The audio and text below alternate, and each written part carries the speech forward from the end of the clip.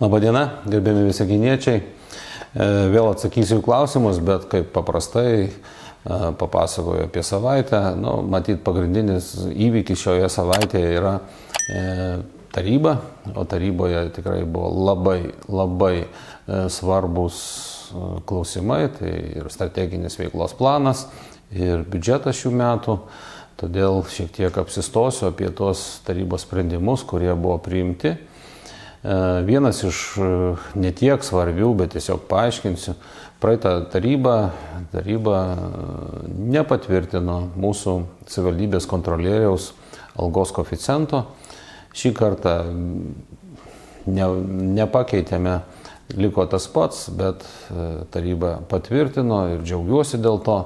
Ir noriu tiesiog pasakyti, kad kada tarybos nariai kalba, komentuoja ir visą tai, ir dar su tokiais epitetais, kad į mūsų nuomonę nieks nesižvelgia, atsižvelgia, bet reikia atsižvelgti ir į nuomonę administracijos, ir kitų specialistų nuomonę, ir į bendrą kontekstą, ir taip toliau. Taigi, jokių alternatyvių sprendimo projektų tarybos nariai nepateikė, į nuomonę buvo atsižvelgta, išklausyta ta nuomonė, tačiau yra ir kontrargumentai, o jie tokie, kad mes negalime lygintis ir nenorime lygintis su artimiausiais kaimynais, tai yra su Ignalinos ar su Zarasų savivaldybėmis, nes mūsų savivaldybė ir gyventojų skaičium, ir biudžetu, ir turto lygiu yra didesnė, ir tarybos narių skaičius yra pas mus 25, pas kaimynus po 21, tai ir nustatant koeficientą kontrolieriaus atsižvelgta į tai, o ne į patirtį, kaip čia kažkas kalbėjo ir taip toliau. Lygiai taip pat, kaip ir nustato įstatymais koeficientus, nustato nežiūrėdami į vardą, pavardę, patirtį kažkieno, o nustato tiesiog šitai pareigybei. Tas ir buvo padaryta. Mes arti, mažesni aišku, bet arti vis dėlto Utenos, į tai ir turim orientuotis. Taip ir buvo padaryta. Ir ačiū tarybos nariams, kurie palaikė šį sprendimą ir mes turime dabar jau pasitvirtinę šį koeficientą. Aišku, žymiai svarbesni klausimai tai yra strateginės veiklos planas ir nebejotinai biudžetas.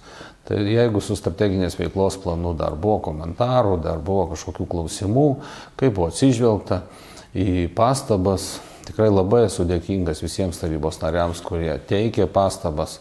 Vienas buvo atsižvelgta, į kitas buvo paaiškinta gal, kad nereikėtų taip daryti, arba tiesiog suteikta informacija tarybos nariui ar nariams, dėl ko tai daroma, ir tarybos nariai gavę šitos atsakymus galėjo apsispręsti, balsuoti už jį, už šitą veiklos planą ar ne. Tai planas buvo patvirtintas. Visiškai nesutiksiu, kada komentaruose, kad čia nėra kažkokios tai strateginės linijos numatytos, ekonominės veiklos strategijos ir taip toliau. Tas, kas nenori, tas ir nemato. Bet siūlyti, kad padidint suoliukų skaičių, tai jau čia atsiras ekonomikos vystymasis, tai yra kaip minimum juokinga mano požiūriu. Taigi, veiklos planas patvirtintas.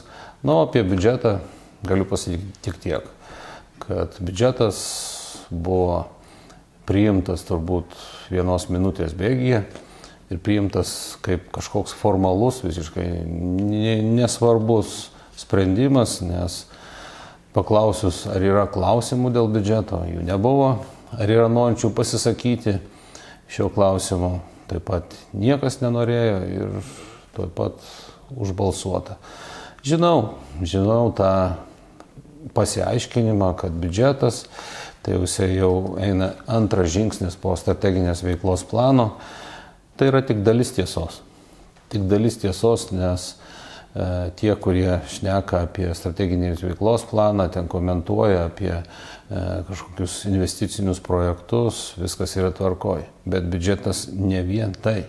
Biudžetas dar ir biudžetinių įstaigų finansavimas, dar ir mūsų darbuotojų algos ir taip toliau. Ir kada tiek daug kalbama apie tai, kad reikia žiūrėti į žmogų, reikia jam padėti, tai svarstant apie biudžetą, nei vieno klausimo. Viskas puiku, tai aš tai darau, kad prielaidą, kad matyt, iš tikrųjų, tam biudžete viskas numatyta, viskas subalansuota ir džiugu už tai, nes tarybos nariai balsavo, aišku, ne visi, bet dauguma balsavo, priėmė biudžetą, o tiems, kurie net neužduodami klausimų, vis tiek balsuoja prieš arba susilaiko, čia klausimas turėtų būti iš jūsų, gerbiami rinkėjai, kodėl taip ar kitaip jie elgesi. Taigi, klausimai taryboje buvo priimti visi, aš dėl to džiaugiuosi. Džiaugiuosi ir už tai, kad pagaliau yra sudaryta dauguma taryboje, ji oficialiai įteikta, raštu įteikta informacija apie daugumos sudarimą ir dabar mes jau bent pilnai atitinkam vietos savivaldos įstatymą ir negresia mums kažkokios tai teisminiai ginčai.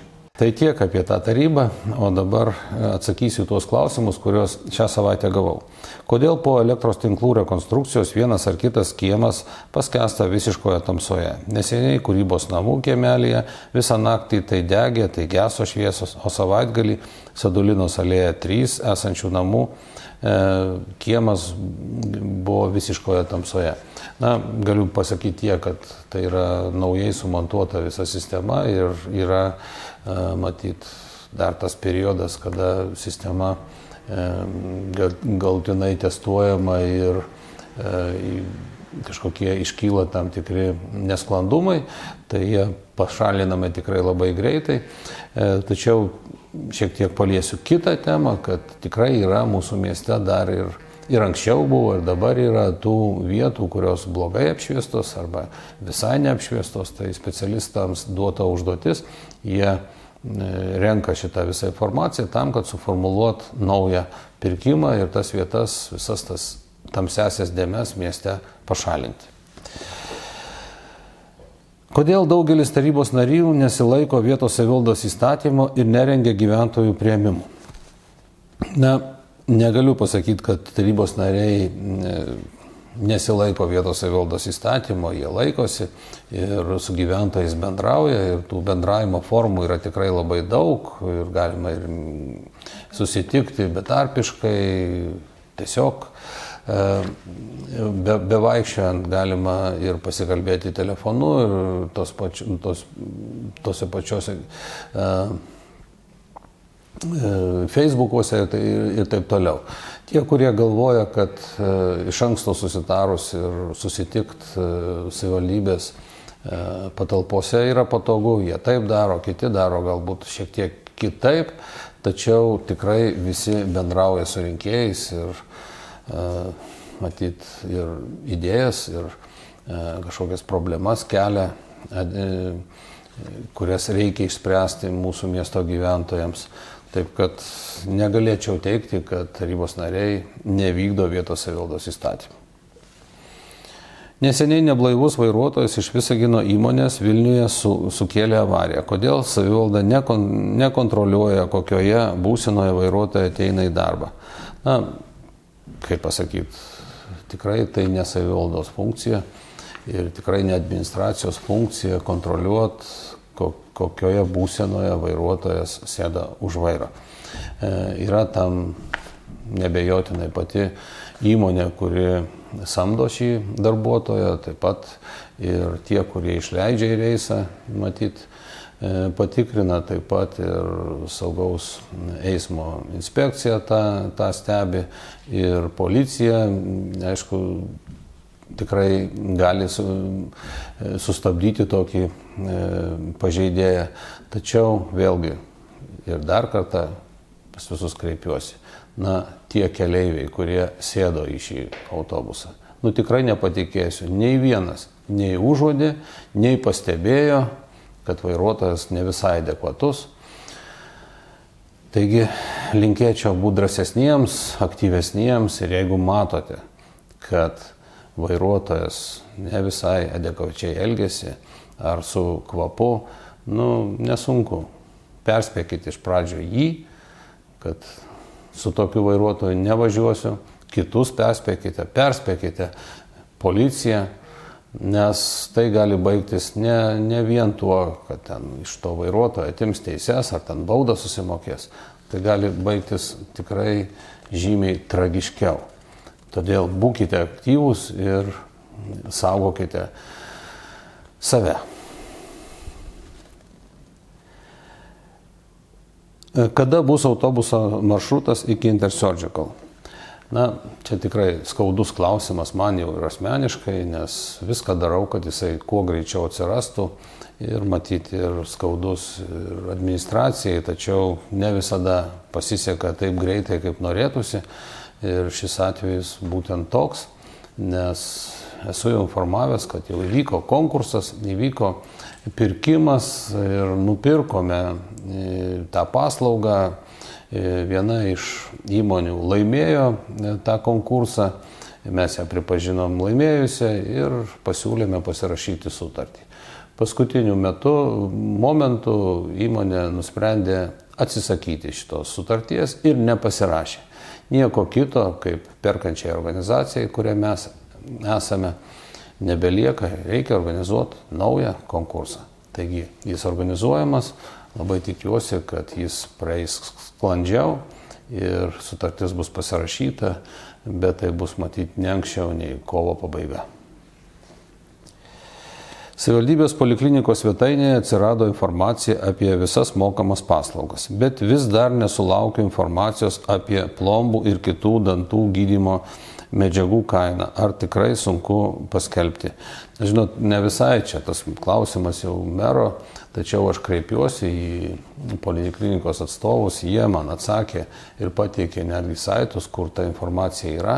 Tikiuosi, kad ir jūs ją surasite, juolab, kad įdėsiu čia po savo atsakymu ir saitus, kuriuose teigiant specialistams šita informacija yra. Ar numatytos lėšos vaizdo kameroms įrengti aikštelėse prie komunalinių atliekų konteinerių? Taip, biudžetas patvirtintas ir lėšos kameroms, stebėjimo kameroms yra numatytos.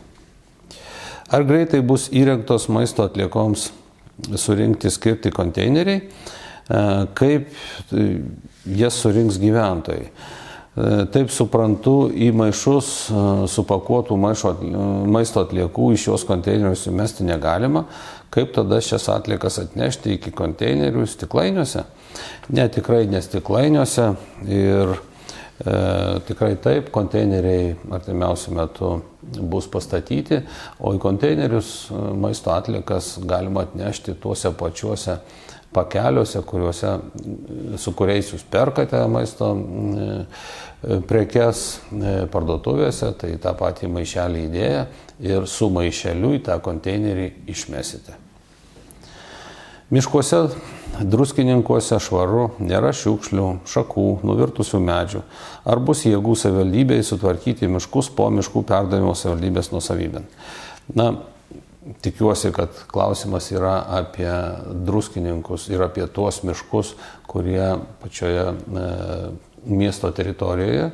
Tai tikrai tikiu, kad ten sutvarkyta ir žinau, kad kada perimsim šitus miškus savivaldybės nuosavybėn, tada surasime jėgų ir sutvarkysime šitas visas nuovartas. Bet kalba eina apie tuos miškus, kurie bus miesto teritorijoje ir perduoti savivaldybei. Jeigu kalbame apie aplinkinius miškus, kurie ne mieste, tai tikrai jie ir neperdodami ir jie taip ir liks miškų urėdijos žinioje ir ten miškų urėdija juos ir prižiūrės. Čia savivaldybė tikrai negalės kažkaip tai kištis į tuos miškus. Taip pat druskininkuose pėsčiųjų perėjose įrengti davikliai, kurie įjungia pėsčiųjų perėjos apšvietimą, dėl to vairuotojai iš tolo mato prie pėsčiųjų perėjos artėjantį žmogų. Mūsų šalyje tokia sistema labai padidina, mūsų, matyt, ne šalyje, o savivaldybėje tokia sistema labai padidintų saugumą keliuose, nes turime daug pėsčiųjų. Labai malonu, kada žmonės net ir pamatė kitose savivaldybėse kažkaip geriau įrengtas sistemas, tą ir siūlo. Tikrai specialistai šitą variantą peržiūrės ir atkreips į tai dėmesį. Pas mus savivaldybėje, turbūt jau pastebėjote, beveik visi pėsčiųjų perėjimai yra papildomai apšviesti. Taip, jie be daviklių, jie nuolat apšviesti. Bet ar reikia įrengti daviklius ir kaip tai įtakotų saugumą, tiesiog matyt specialistai įvertins. Manau, kad tikrai gerai, kada įrengėme ne taip seniai beveik visų, dar ne visos, bet tikrai beveik visų pėsčiųjų perėjų papildomą apšvietimą, tai saugumą tikrai pakėlė. Na, į visus klausimus atsakiau. Ši savaitė tikrai dėl manęs asmeniškai buvo tokia įtempta ir sunki, nes prieš tarybą, prieš ypač tokius klausimus, kaip biudžetas, reikėjo daug kalbėtis, reikėjo daug aiškinti tarybos nariams, daug kalbėtis ir gauti informacijos iš specialistų. Taigi viskas pavyko, biudžetas priimtas, strateginės veiklos planas priimtas, visi šie sprendimai daromi tam, kad mūsų mieste gyvenimas būtų geresnis, mūsų gyventojams būtų geriau. Priekyje išeiginės, linkiu visiems pailsėti, būti geros nuotaikos, geros sveikatos ir viskas bus pas mus gerai.